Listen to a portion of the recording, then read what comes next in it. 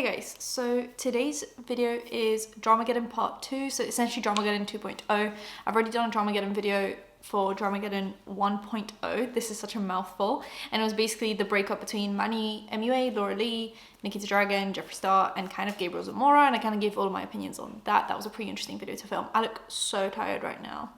Excuse me guys, I am tired. And today we're doing Dramageddon 2.0 like promised, and the next video is going to be Dramageddon 3.0, which was actually known as Carmageddon. Phoebe's playing with some toys. Excuse her. So today we're doing Dramageddon 2.0, and also today's the last day of the Glossier Black Friday discount, and Glossier's one is always my favorite one because they literally give you discounts on already discounted sets, and it will be anywhere between like 20 to 30% depending on how much money you spend. So I'm going to do essentially a full face of Glossier. I've worked with them for ages, so I have like an ongoing affiliate link with them. So if you guys want to get anything, the link will be in description. So Dramageddon 2 happened essentially 2 years after Dramageddon 1. Dramageddon 1, like I said, was Jeffree Star, Manny MUA, Laura Lee, Nikita Dragon, and Gabriel Zamora. Manny MUA was considered the fake one, you know, the one that ruined it all, when in reality, like, the cracks for Jeffree Star started to come through, and anyone that wanted to see it did see it. I just think it was kind of like an eye-opening thing to see Jeffree Star be the common denominator in a lot of different issues. And I think for now it was kind of like, oh, okay, it's just like a one-off thing. And then Dramageddon 2 happened, and people were starting to be like, you're involved in a lot of stuff. But even then, people were trying to make excuses for him. So this is kind of like, the Dramageddons were really just a progression of Jeffree Star showing that he's always the common denominator. Now, I also think I appreciated that a lot of you guys appreciated my opinions on Dramageddon 1, but a lot of people were saying, you know, oh, this is biased. Yeah, I'm a biased person. This is an opinion piece. This is an opinion piece. I am describing the drama that ensued, and then I'm giving you my opinions. It's an opinion piece. If you don't like the opinion, you can either just accept it because we're different human beings living different lives that are going to have ultimately different opinions on things. Or if it really is bothering you so much that you can't get past other human beings on this planet having different opinions to you, you can just close the video. I just think I'm so done trying to appease everyone. Like, I think I'm allowed to have a different opinion about something as like non-important as Dramageddon 1. I think when it comes to bigger issues, yes, you can call people out for having really problematic opinions, but when it comes to like, who's more at fault, Manny MUA or Laura Lee? Like, I'm sure that's an opinion that we can just be like, agree to disagree. And if you can't, then that's a bigger issue of like how much internet you consume and how much social media is impacting your everyday life. And that's a bigger conversation. So let's go into this video, tolerating and accepting that other people on this planet Earth will have different opinions about drama happening on the internet. And let's not jump down each other's throats for it. April 2019 is where this drama officially begins. And I'm going to start doing my makeup. I already have, as just prep, I'm using the Future Dew by Glossier, which is just their like oil serum. It's my favorite serum of all time. I have like 4 of them on the go, just in case. Because I always buy them for Black Friday, then I have them all for the year. This starts in April because it happened at Coachella. So James Charles goes to Coachella, and he's 100% sure about going to weekend 1. If you guys know, Coachella is split up for 2 weekends essentially, and usually they'll have different acts, so you can either pick which artists you want to see and then go to that weekend, or you can go to both weekends, which is very expensive obviously to try and go for both, but that's what some people do. James Charles essentially was kind of debating, but he was like, I might just end up going to one weekend. He was having some boy troubles, like always. He just decided, you know what, I might just go to one weekend. One weekend finishes and he's like, wow, that was really fun. I'm gonna stick around for the second weekend. Only issue is he didn't have security for the second weekend, and he also didn't have artist passes. He just had a VIP pass. Now, anyone can buy a VIP pass if you just have the money to buy it. You can buy it. An artist pass is something you can't buy. It's something that is given to, well, sold to brands, and those brands can then invite celebrities or influencers to get an artist pass, and then you end up going into like different areas, and it's a completely different experience. It's a pass that you cannot buy. Like, it doesn't matter how much money you throw at Coachella, that it's not a pass that you can just be like, sold. He has this emergency, and he sees that apparently Nikita Dragon went with Sugar Bear Hair the first weekend that they were at Coachella, and they really, you know, took care of her and all of that good stuff. So, wow, that difference already. I'm so excited. This is obviously the stretch concealer. I'll just be kind of quickly naming products because I've noticed that I keep on forgetting to fill in my links in the description, which is annoying for me and you. So I might just like throw the products up on the screen and then just put just a generic Glossier link so you guys can just pick your own stuff instead of linking each individual item. I'll just show them to you and then just put a Glossier link and you can just click on that one. The Black Friday sale ends today, like tonight. So make sure you make use of it. Sugar Bear Hair is a supplement company. They used to sell like the hair, Sugar Bear Hair supplement, which was just like biotin, I'm pretty sure, and like collagen or something. But it was a bit of like people didn't really think that it worked. But then they recently came out with a sleep and like anxiety supplement, which was the one that James Charles was supposed to promote. You know, they're known as Sugar Bear Hair. They're not known as Sugar Bear Anxiety. So they are quite clearly a competitor to Tati's Halo Beauty, because the first supplement that she came out with was a hair and nails supplement, which was supposed to obviously help with the growth of hair and nails and improve your skin and do all the good stuff. Even though this exact supplement that James Charles was promoting wasn't a competitor to Tati's because she didn't have an anxiety or a sleep supplement, their initial like marketing of being the hair and like nail company is obviously competition to Tati. Like that whole brand is competition. So that exact product didn't have to be competition because the whole brand is competition. He ends up taking the deal. They give him security. They give him a contract to sign. He's supposed to do it when he gets back from Coachella. So he had time to reach out to Tati to be like, hey, like, I have this brand deal, like, are you gonna be upset? I also want to give a quick shout out to Sugar Bear Hair. I met their team weekend 1 at Coachella, and they really helped me and my friends out with sister security because it was crazy. You guys probably already know about their iconic hair vitamins, but they just came out with brand new vegan sleep vitamins. And first of all, they taste so bomb, but most importantly, I've been dealing with a lot of anxiety recently, and it always comes late at night when I'm laying in bed thinking, which is not fun or fresh. So I've been taking these 30 minutes before bed, and they've been really helping. So if you guys want to check them out, you can swipe up. Tati posts an Instagram story, which is how we essentially found out what was going on. Was she posted an Instagram story that I'm gonna play for you guys now. Hey guys, who is having a crappy day? Raise your hand right now. But I'm literally sitting here in my studio, like I can't film, and this never happens to me, where I feel like I'm here, I know what I should be doing, I should be working, I should film, and I just can't. I feel really lost, and I feel in my community especially, like I feel really lonely. And through this whole journey of YouTube, I feel like I have been someone who's been super supportive to my friends, and it's been really crap to feel like, not that you should do things to get support, but like, you know, friends should support one another. That's how it should be. And you know, when you do so much for people in your life and they not only don't return the favor, but they just don't even see you. Like I get it. I fucking get it. I'm just so upset. I feel really used, and that's the bad part of Hollywood. Welcome to show business. Everybody says what they need to say and uses who they need to use to get ahead, and I have had about enough. I've had about enough.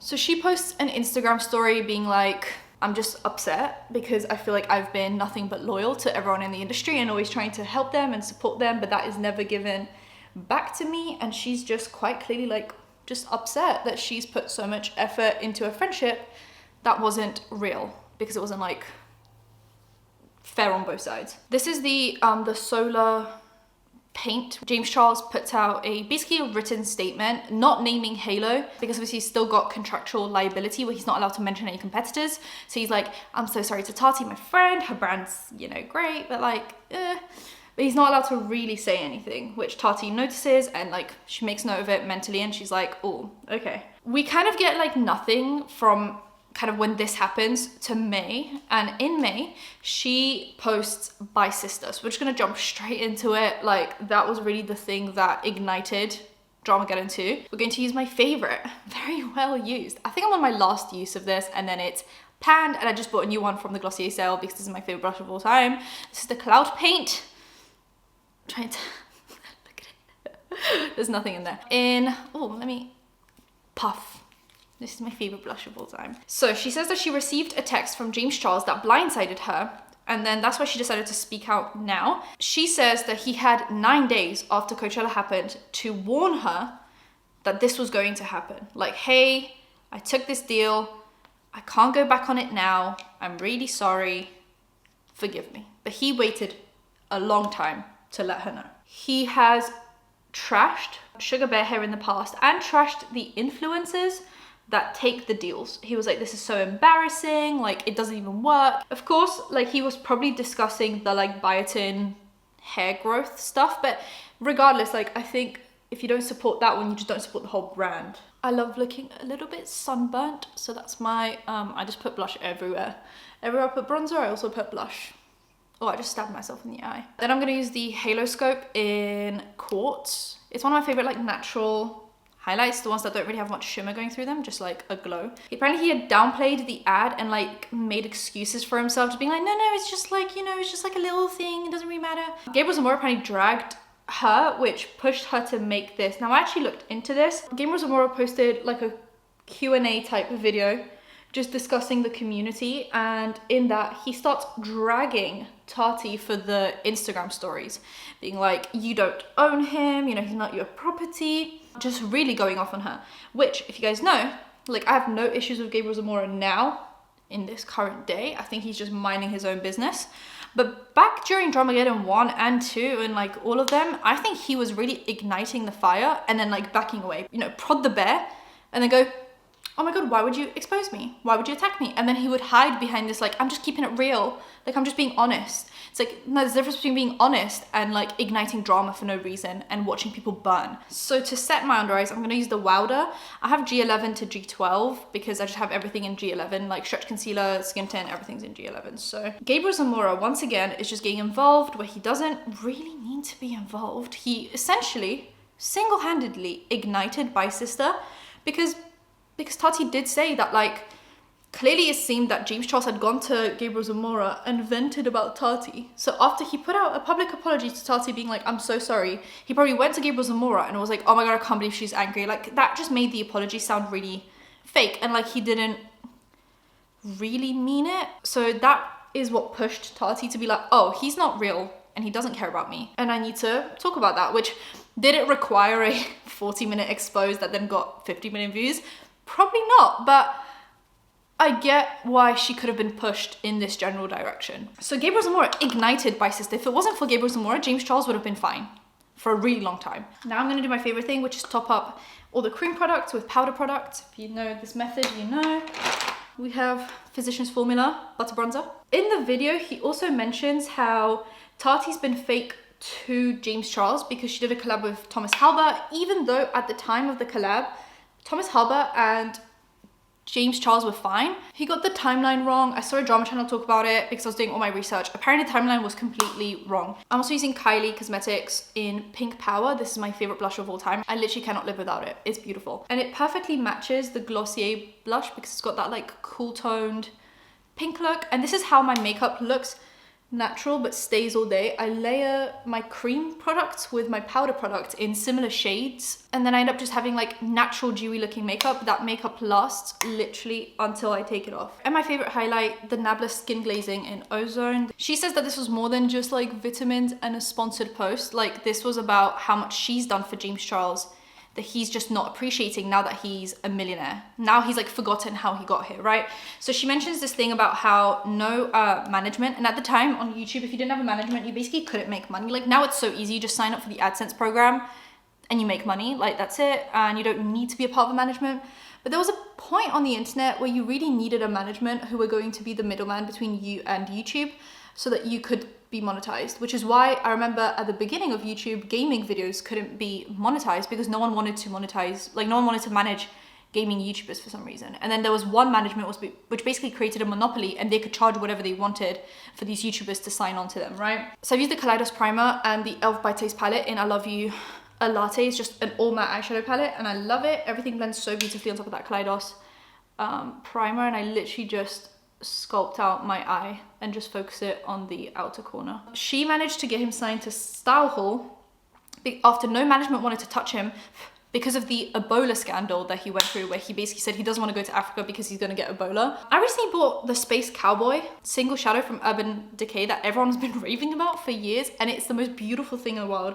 I love it. Apparently, he went from making about $90 per video to around $2,500 a video just purely from signing to Style Hall. This literally happened overnight for him. Like, he was able to now sustain himself, make a bunch of money just through her help. And James at the time, her husband, obviously this is going to get confusing, James is Tati's husband.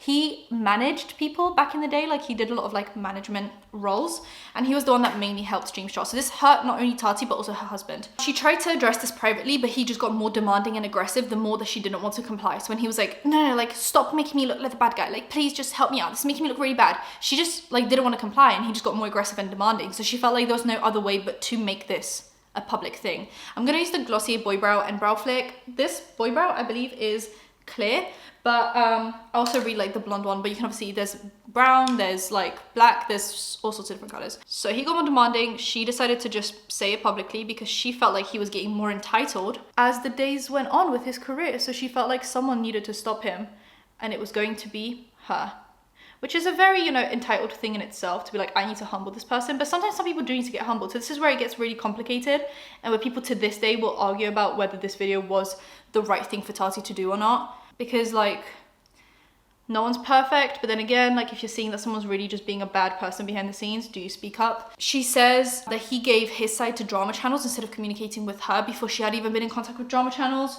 So it just felt like he was really in like damage control mode rather than like fix my friendship mode.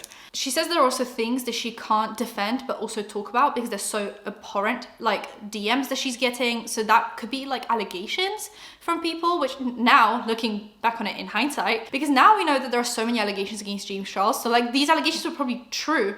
It's just in the scheme of everything happening, people hyper-focused on the vitamins or the friendships or the age difference, and they didn't focus on the fact that like maybe some of these allegations are true. But also there were so many bogus allegations coming out that I'm going to talk about in a minute, that it was just so easy to be like, no, James Charles is the victim in this, right? Like it just made sense for at the time. Like I don't blame anyone for taking James Charles' side at the time, because I also for a minute thought that he was innocent. To James Charles, it seemed like when she had met up with Shane Dawson, where they took that picture for Twitter, that was like calculated, but that was planned for ages, as they had been talking for months. She does discuss the age gap. She met him when he was 17. She was more of a mother to him because he was so far away from his family in LA, so it was just easy for her to take on like the mother role. She wasn't a friend, she was like a mother, right? She also invited him to her wedding, and like, he did her wedding makeup. She's in the wedding videos, which ruins obviously that memory because of something bad happening now. Gabriel Zamora called their relationship transactional in his video, and she said that the only transaction was really just like one way, where she would provide things for James Charles and he would just take, but never give back. And this was just another example of that when he took that Sugar Bear hair ad. So she also negotiated a good deal with Morphe right when he was like doing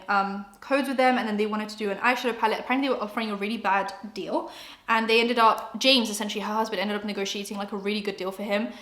This is the Glossier Lash Slick, if anyone's wondering. I love this mascara for like natural days. I think like it serves a very specific purpose in my life, and it's for these days where I want it to look like my lashes are like perfect but also like naturally perfect. Like that's just so beautiful. There's like this trend on TikTok with like the cold girl makeup and like winter makeup, and I think this is it. Like just like a very natural look with very like shimmery eyes and just like frosty and cute. I don't know, this is it. So she negotiated a great percentage for him, which means that if he was going to go and negotiate with other companies, he could use this to like leverage a better deal. So this would basically, she said this immediately put millions in his bank account. Like from the get-go, this was like an extra few million for James Charles. They then had a falling out after one of Jacqueline Hill's parties due to things that he said that she can't forget, is what she said. She just couldn't forget these things that he said, which once again like puts this really weird tone of like, he's saying really concerning things, but because maybe legally, I'm not really sure why she didn't say what he said, but he essentially came to her and he said sorry, and he explained why he said things that he said, and then they kind of like rekindled.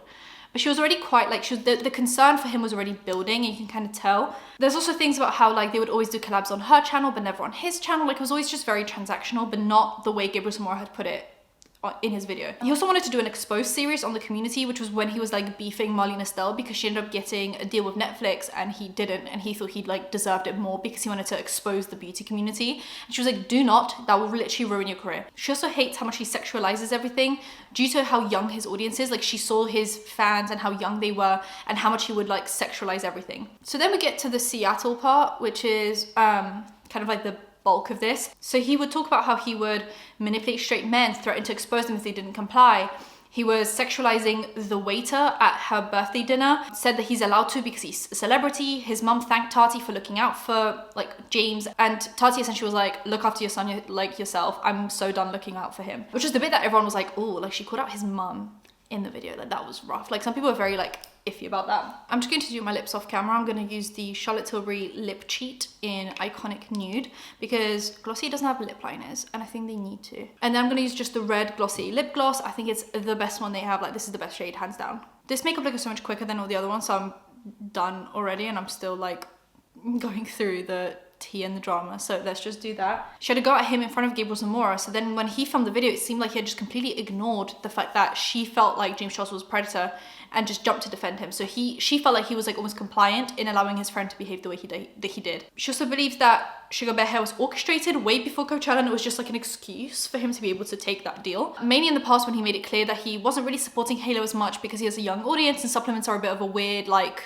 you know, like, it's just difficult. Also just like the nitty-gritty of the deal, how could he know if the supplement is helping his anxiety, because he said it helps him sleep and it helps with his anxiety when like he's been using it for at most a week, because he obviously had like 9 days from Coachella to when he posted it to kind of test it out. Like that's not enough time to test out if a supplement works for you. So he was just promoting like something that he didn't believe in to his audience just for the sake of gaining security when he could have just left. A lot of people said like, oh my god, what was he supposed to do, get hounded by people? And she said he could have just left. He didn't have to go weekend 2, and like he could have just left or paid his own security, considering how much money he makes. So Gabriel Zamora responded to the video in a story that I'm gonna play for you guys. Then we have Coachella Boy, which was the first allegation that kind of came out. So this is Gage. He posted 2 videos, one of them being that there is lies, false allegations, and slanders on the situation affecting his life and his family. He addresses a tweet made by Tana Mojo, who basically defended James Charles at the time. She was friends with James Charles. She defended him against Gage because Gage was actually the one that went with James Charles to weekend 1 of Coachella. And he was the one that like ruined Coachella for James Charles. So James Charles didn't want to go to weekend 2. And then he went to weekend 2 with his friends. So Tana Mojo drags Gage and then he addresses this. Since then, she has stopped being friends with James Charles and has actually been caught hanging out with Gage. So that speaks volumes. Video 2, he said that in January 2019, James Charles DM'd him and he responded due to James Charles' influence. James Charles saw this as an opportunity to manipulate Gage despite him saying he's straight, but experimenting as he may have been bi at the time. James Charles didn't appreciate that Gage didn't drop everything to see him whenever James Charles wanted and subtweeted him about it multiple times. James Charles leads himself on but claims that he's being led on by boys. He almost sells himself the dreams of the relationship when the boys are not really doing it themselves. I'm just quoting Gage. I'm not saying I agree with him or disagree with him. So far, I'm just quoting, giving you a TLDR of the video. James Charles would continually push him to do things he said he wouldn't, and then would get angry when Gage wouldn't do it. So typical just like coercion, very gray area legally, but like just coercion, which is messed up. So at this time, you know, Bi Sister drops, and Social Blade is a big talking point for this whole drama because at this point, James Charles had lost about 2 million subs and Tati gained about like 5 at the time. So James Charles posts his initial apology, which is just called Tati, and it's him still in Australia and he's like, no makeup, like crying. That you were the most important person in my life. And that you were an amazing mother. And it's a weird rushed video that he posted right after Bi Sister was posted as he like immediately started bleeding subs. He says sorry to Tati and James, her husband, for this whole thing, addresses Sugar Bear Hair and how he did say the truth about the rushed brand deal. He mentions a boy situation and says that he's been in a lot of unique situations. Says that he should have been far more careful with how he brought these situations into public, that Tati has warned him about this before, tells his mum to stop defending him in the comments because that's what she's been doing. Like, his mom at the time was just like dragging everyone in the comment section. Then starts like weirdly like almost fake crying. It was very odd. And then the video was deleted and then he posted apology number 2 that I'm gonna get into in a minute. So Tati posts why I did it, which has now been taken down along with Bi Sister. Says that she needs to take time out but wants to address some questions before leaving for a bit.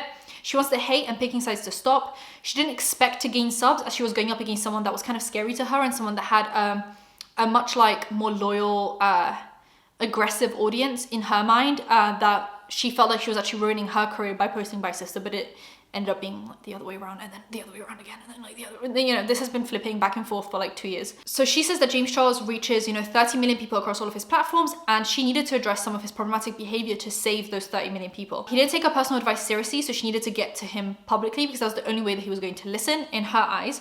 She wanted to meet up with James Charles in like the YouTube offices, even though the relationship was done for a bit. She wanted to like make sure they get the last official, like, this is why I did it, this is what you did wrong. Now, this is where Jeffree Star gets involved. He posts Snapchat stories about the situation, so says that James Charles posted a manipulative video that was fully calculated. Jeffree Star never got to tell his side of the story, and lies are being told about him.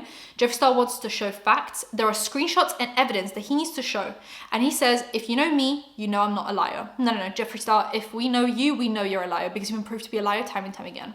Anyway, then we get a video from Sam from Seattle. This is Seattle boy from Tati's birthday. I thought people started getting like Gage and Sam and everyone confused. So Gage is Coachella boy, Sam is Seattle boy. These videos were really dodgy, and I'm still torn on Sam as the years have gone by. So you guys let me know what you think. So these videos, his evidence didn't really prove much, so it made Tati look like a liar despite there being allegations against James Charles. So I feel like when Tati posted her video and Gage and Sam quickly followed by, that really was what made James Charles look like the victim in the situation, because their videos were so dodgy and it looked all just like clout chasing. So I feel like it was so much easier for people to believe James Charles because of how dodgy these videos were, but I don't know. So apparently James Charles was asking his colleagues about him, who didn't give him Sam's info, and then Sam's sister encouraged Sam to DM James Charles because he was bi-curious, and she was like, you might as well give it a try.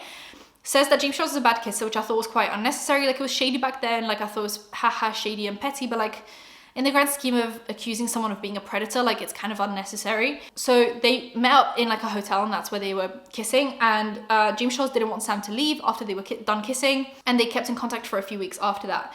It was then coming up to Sam's birthday, so James Charles wanted to fly him out, and Sam said that he thinks he's straight, to which James Charles responded in a text, "You're not straight." Now that's where the story gets a bit dodgy. So what happened was they had a call on FaceTime for closure, after which James Charles sent him a text saying like, "I don't think you're straight." Now this is what everyone latched onto, because we didn't know what was necessarily in that call and what was happening. So all we saw was these like bits almost out of context. So to us at the time and the audience, it would have looked like Sam was on the fence, bi-curious, didn't really know, you know, wasn't really sure. They then exchange a few messages. They have a call for closure, and then out of nowhere, James Charles messages him and says, "I don't think you're straight," which looks like he's like manipulating someone into trying things out that they're not comfortable with. That's what it looked like after just this video. And he puts in a tiny clip of a FaceTime call that doesn't really prove anything. James Charles posts his No More Lies video, which he is a lot more put together. Like, he's got his makeup on, it's a lot more edited, like clearly he's put a lot more thought into this one. He stands behind his apology to Tati and what he said, but not how he said it.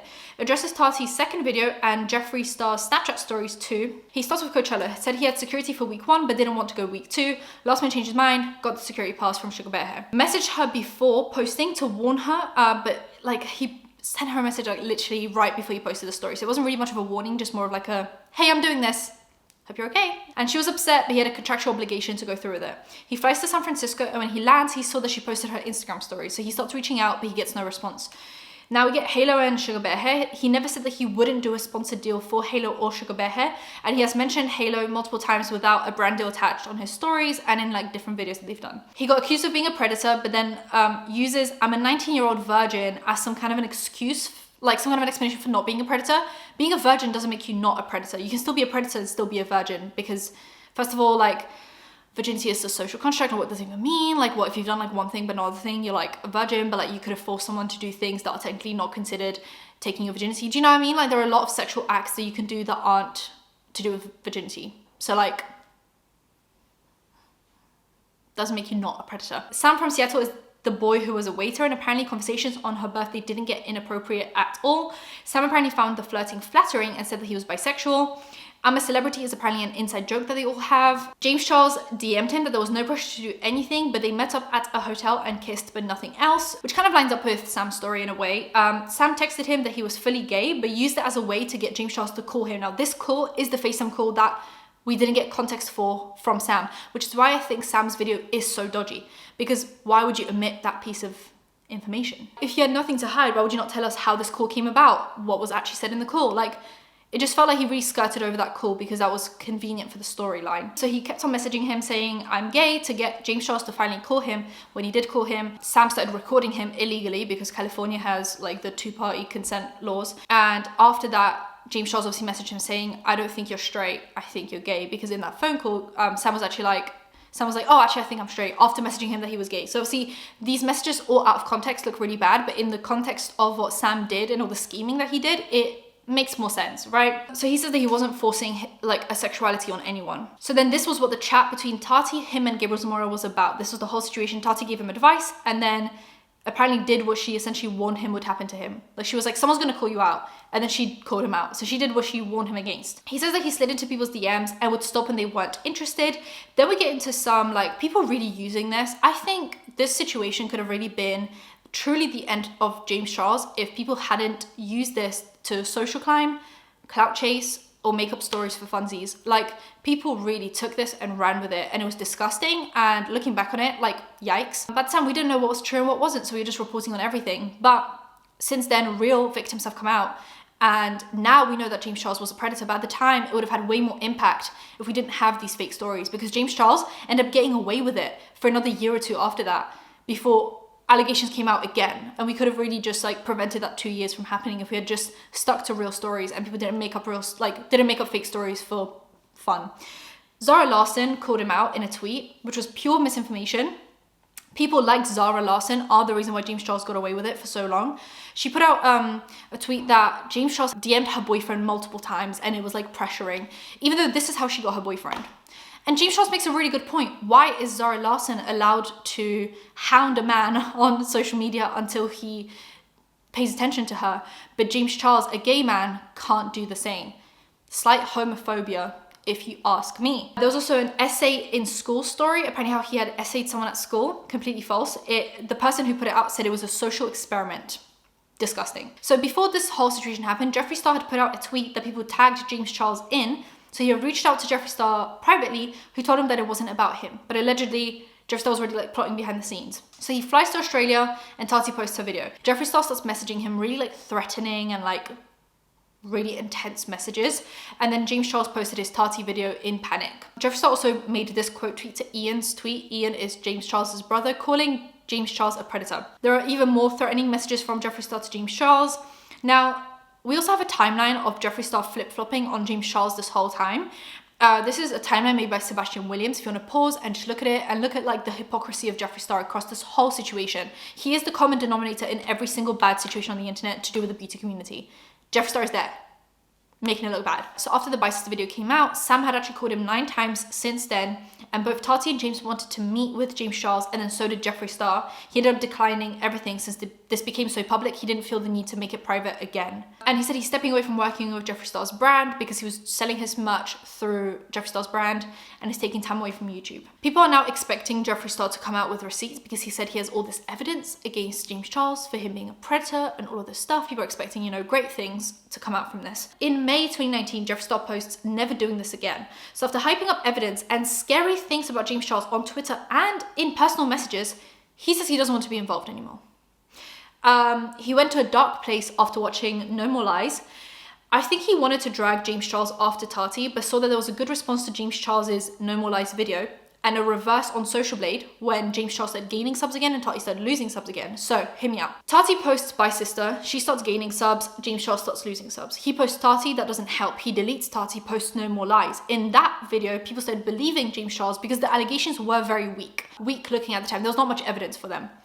So, it changes. James Charles starts gaining subs, Tati starts losing subs. This is where the shift started to happen, where Jeffree Star wanted to desperately be on the right side of history again. So instead of just going with what he was originally saying and just going through with it, being real to himself, being honest, and being like, I know everyone is against Tati right now, but I still have my truth to speak and I will speak it regardless of what the correct version is right now. He saw what was happening on Social Blade, and after No More Lies, he wasn't in a dark place. He just saw that James Charles was having a redemption arc and decided to not go through with showing the evidence.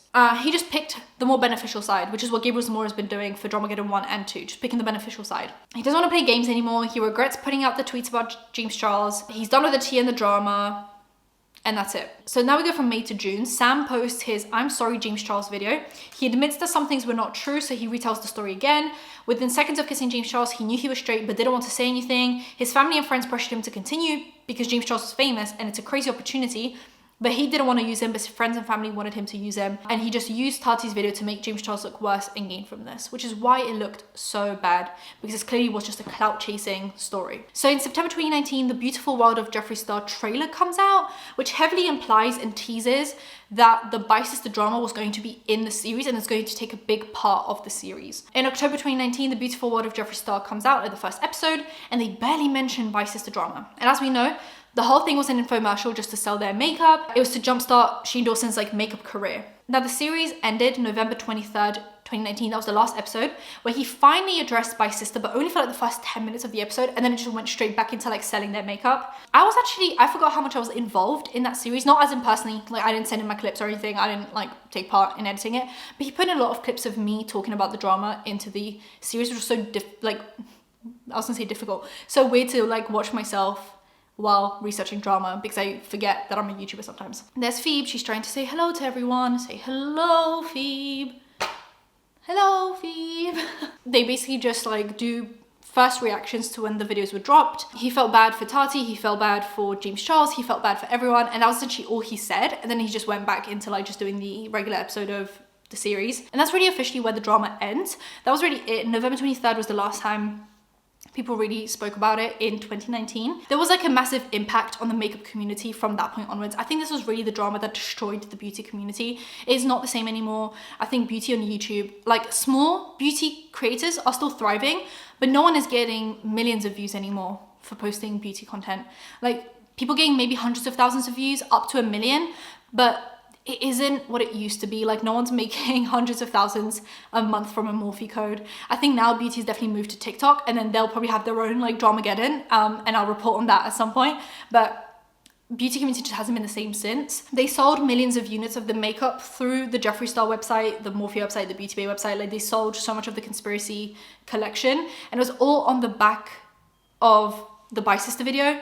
They really used the bi-sister video to sell makeup but not actually say anything valuable about the drama. They really just used it but didn't want to say too much because James Charles was on the come up again, Tati was on the decline, so they just used it to sell makeup but not actually address it. I think Shane Dawson and Jeffree Star didn't address the drama fully in the series. I think they were going to, more than they did, but they ended up not doing it because by the time they got to filming the series, the tide had already turned. So if bi-sister had been successful and James Charles would have been more on a decline and Tati would have still been on an incline, they would have continued to discuss the drama in the series. But because at that point, James Charles had redeemed himself, they didn't want to take sides.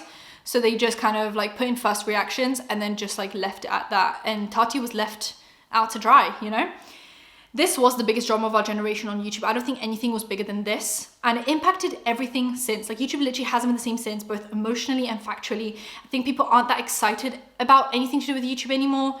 People are definitely more excited about TikTok. YouTube just doesn't have the same excitement. When I look at people's channels, views are low, subs are low, unless you're Mr. Beast or someone that's just on a fluke growing.